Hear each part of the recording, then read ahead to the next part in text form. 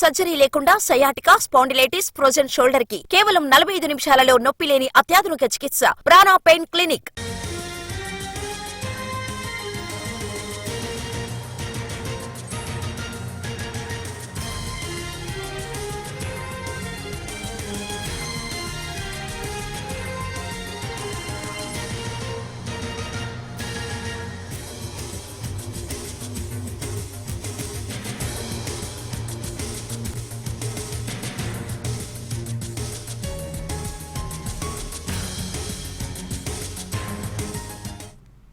ఏపీలో త్వరలోనే మహిళలకు ఉచిత బస్సు ప్రయాణ పథకాన్ని అమలు చేయబోతున్నామని అన్నారు మంత్రి రాంప్రసాద్ రెడ్డి.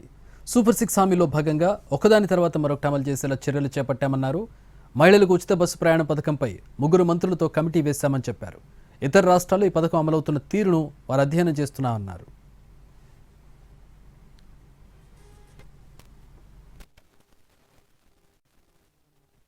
ముఖ్య భాగమైన మహిళామూర్తులకు ఉచిత బస్సు ప్రయాణం అనే సౌకర్యాన్ని కల్పిస్తామని చెప్పాము. దాన్ని అందించేదానికి రాష్ట్ర ప్రభుత్వం అలాగే మా ముఖ్యమంత్రి వర్యులు ముందడుగులో ఉంటారు.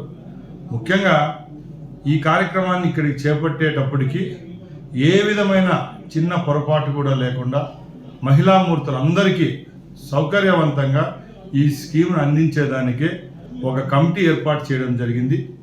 ఆ కమిటీ త్రిసభ్య కమిటీలో 3 మంత్రులు ఉన్నాం.